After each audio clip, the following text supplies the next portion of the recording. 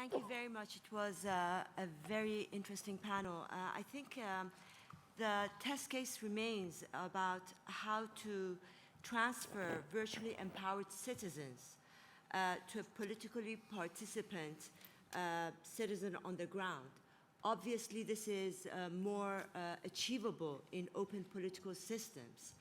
But when you have a system which is closed-minded and security conscious, no matter how much activity you have on social media, Twitter, Facebook, you cannot really transfer it onto the ground.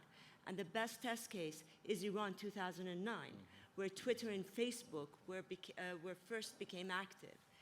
And it seems that the Velvet Revolution that started in Eastern Europe ended in Iran in 2009 because security forces basically just clamped down on everything. Thank you. Thank you. Jonathan Paris. My question is directed to Endy Bayuni on Indonesia.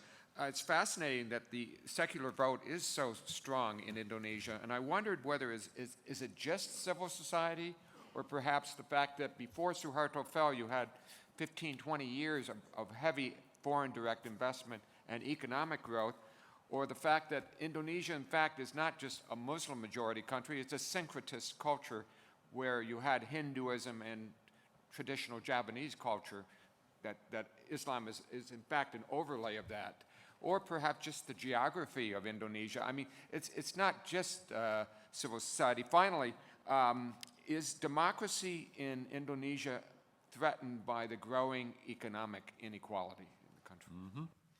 Al-Khatebi. Where is Al-Khatebi? Yes, thank you. I will say about the speciality of the GCC. I mean, you cannot compare between GCC and the other Arab world. So it's difficult to perceive of a breakout of revolution on a state level in the Gulf. It is not possible to perceive of protest movement in specific place. Any form of revolutionary change will jeopardize the continuity of the existing states. These states composed of sectarian tribes. So the alternative to this case will take shape of sectarian doctrinal entities or tribal affinities in the areas and cities where certain sects have relative dominance or a major role for a particular tribe. So any system of rule following this will not be stable except on sectarian base that robs other tribal entities. We will have the same like Iraq or even Syria. So I think perhaps the awareness of these facts, that's why most of whom they are calling for reform, they did not call for toppling the regime. They call for reform. So this is the difference between the Gulf and the Arab region, even the youth.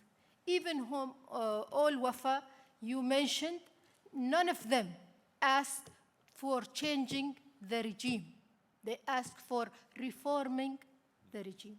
This is the speciality of the Gulf. Thank you. Thank you. Tim Huxley. Where are you, Tim? I saw you. Thanks very much. I'm Tim Huxley from the IISS Asia office in Singapore. My question is for Endy Bayuni, and it's, I suppose, a follow-up to Jonathan Paris's question just now. Endy, you characterized democratization in Southeast Asia as being a case of 3 steps forward, 2 steps backward. Indonesia has some important elections next year. Do you think those elections in Indonesia will result in 3 steps forward for democracy or 2 steps backward? Thank you very much. Onuoda-san. Yeah, I have a very sharp, short comment, a question, and then a suggestion. I think in placing the debate in the context of West Africa from where I'm coming from, I think there are several trends that are worth noting, but two is very important, and then that will lead me to the question I'll ask you, Virginia Comolli. In fact, two important trends are taking place in West Africa, and that is very important, critical for you to understand the political activism. First, you see there's continuous economic growth in Africa, which is increasing, and then there's also increase in youth population. But more importantly, intersecting the two is also rising expectation in terms of economic growth, bringing deliverables in terms of job, in terms of basic livelihoods. Unfortunately and interestingly, the two are not going together. You are having rising economic development, but you're also having economic growth in terms of what we call jobless growth. And so that is creating a possible, potential possibility of revolution of rising expectation. And so that will be very critical, and that will lead me to the question I want to ask. In the context of these two bubbling trends, to what extent do you think the articulation and implementation of very robust expectation management strategy will be critical for African governments in order to ensure that the resources of the youth in terms of their energetic capacity will be structured towards positive political activism rather than negative extremist radicalization, if I may put it that way. And then my last suggestion goes to the IISS. I think it's good I'm here courtesy of their invitation.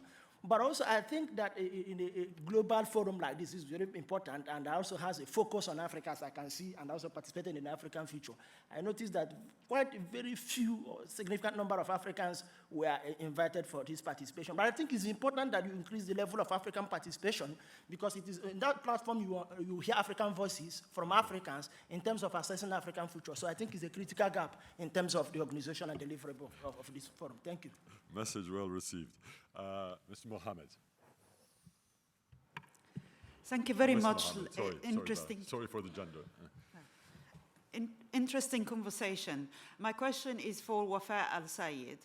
You aptly describe the problems of political activism, and I just wonder if you have insight about how we can help activists to minimize the impact of these problems, particularly trying to be professional in transferring the news from areas where we cannot independently verify it, like countries like Syria, for example. Thank you.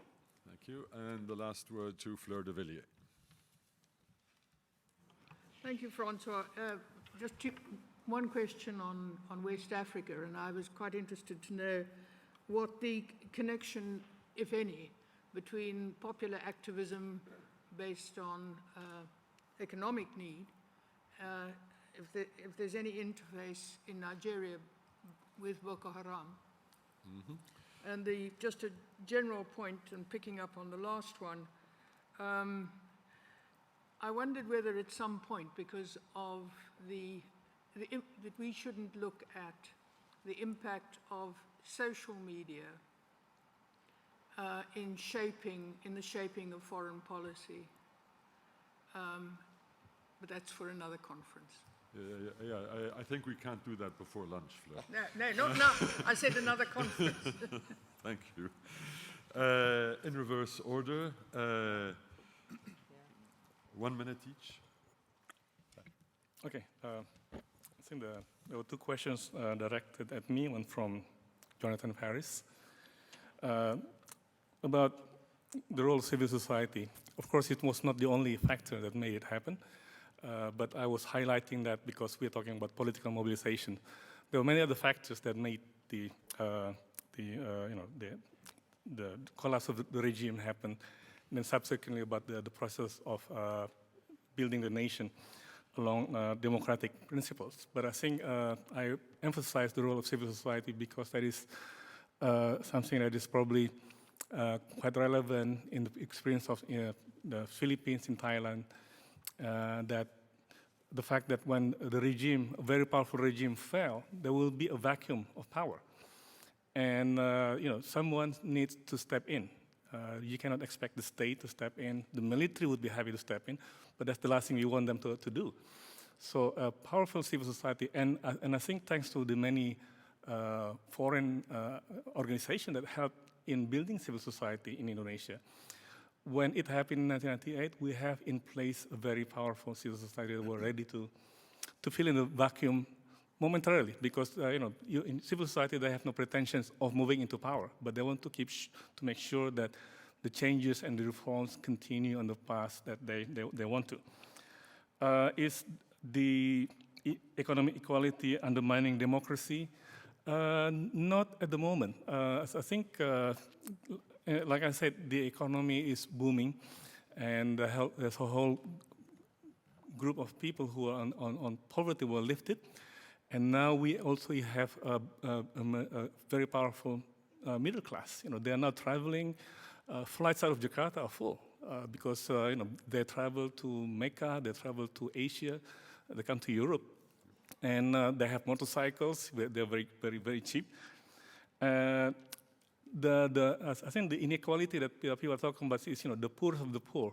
They missed out on this economic boom, and this is something that the government and civil society should try to address. Tim Huxley talks about the 2014 election, whether it's going to be a case of 3 steps forwards and 2 steps backwards. I'm an optimist. I would say, the election itself should be celebrated.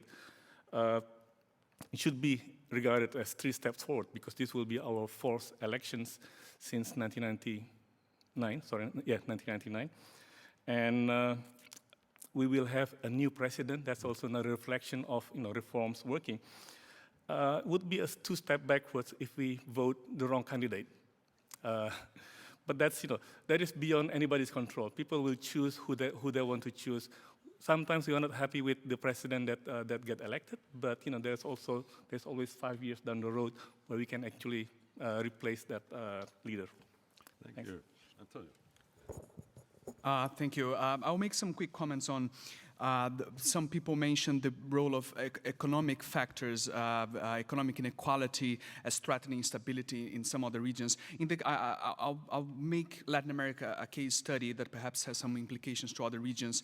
I think we have in common, a lot of countries here have in common, the rising economies and prosperity in recent years, even if degrees of prosperity have varied. But I think a key factor in social mobilization has been rising expectations.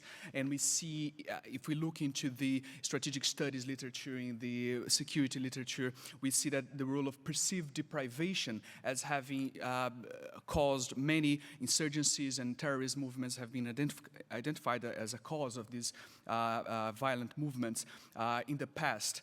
So I think this is playing out in this new phenomenon, that is this massive social media mobilization that we see now. So the perceived deprivation and people requesting for varying degrees of change.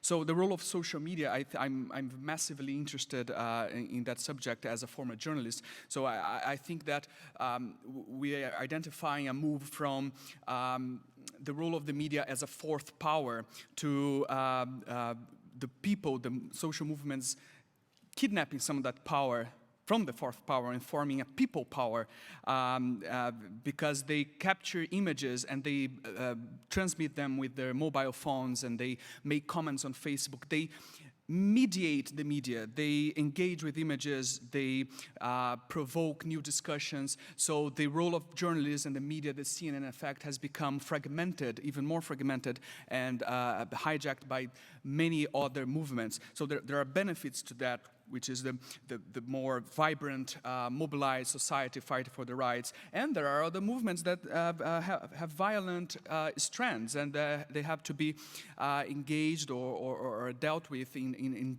varying degrees. That it is a continuing challenge for the governments. Thank you very much. Virginia. Thank you. First, the question from Mrs. de Villiers. The popular activism in the form of the Occupy Nigeria movement wasn't really related to the Boko Haram. However, we could extrapolate that by proposing such unpopular measures, the president really fueled those already existing socioeconomic grievances that may have or continue to encourage some people to join extremist movements. What, however, it is interesting in the context of Boko Haram and political and youth mobilization, rather, is that earlier this year, some youth in the northeastern countries where the state of emergency has been put in place, they decided to set up vigilante groups, and with the name of civilian JTF, Civilian Joint Task Forces, that was prompted really by the fact that they were tired to be wrongly arrested by the security forces because they were believed to be members of Boko Haram, so they decided to set up these vigilante groups to identify the real Boko Haram and point them out to the joint task forces. This, however, has caused some unintended consequences and some retaliation on the part of the group. So, with regard to Freedom Manoa's question, thank you for raising the issue of economic growth and the rise of expectations. Well, I think really this ties in with the issue of the youth bulge, and the youth really are the section of society that have suffered the most from the issue of jobless growth. One of the causes of this is really that in some countries, and in the case of Nigeria, this has to do with oil, that some economic sectors have been given prominence at the expenses of all the other economic sectors. And oil, energy sector produces less jobs than one would hope, so many people have been felt left out. The other issue related to that is this mismatch of skills. Of course, Nigeria and many other countries, of course, they want to develop their economies in different sectors, but they find that within their youth, there are not the necessary skills to carry out those activities, and therefore we see Chinese workers being asked to work in Chinese operations in Africa. And I'm not only talking about highly specialized jobs. When we had the Nigerian finance minister visiting us at a Rundle House in London, she was telling us that she was renovating her house and she couldn't find reliable builders, so she had to ask a company from a neighboring country to go in and do the renovation. How to channel this activism into a positive way to avoid extremism and other negative consequences? Well, I think, okay, I'm probably a bit obvious here, but I think education is really a key thing. There are so many pockets of societies across West African countries and in Nigeria, as you know well, who feel left out. And therefore, and also Nigeria is the #1 country in the world for a number of children out of school. And I think unless that is addressed, we will continue to see the emergence of violent groups or youth deciding to join criminal organizations. Thanks. Thank you. Oh, sorry, one more thing. And I agree we don't have enough African participants at the conference, so I volunteer to do my best to have more African participants at the 2014 GSR. Excellent. Wafa. Thank you. First, answering Ibtisam al-Kitbi's question. When I described political mobilization in the Gulf, I described youth calling for reforms. The predominant countries that I've analyzed, they have called for political, economic, social reforms. They are not calling for regime changing, for the exception of Bahrain. They are calling for a larger share of the political process. They viewed that the politicians have disappointed them, and they want to be included in the process. With regards to Gulf exceptionalism, yes, there is some unique elements to the Gulf, to the political system of the Gulf. Yes, we are faced every day with issues of tribalism and sectarianism, but it's also important for us not to overemphasize this. There are other movements in the rest of the world face similar dynamics. They have similar issues that they also have to address. They're not the same, but they affect society and politics in similar ways. What we need in the Gulf is probably to avoid the rise of sectarianism and tribalism is proper institutions and we need to improve national identity building. The state could do a lot more to unify different segments of society and allow them to view themselves as citizens first and then members of each sect or tribe.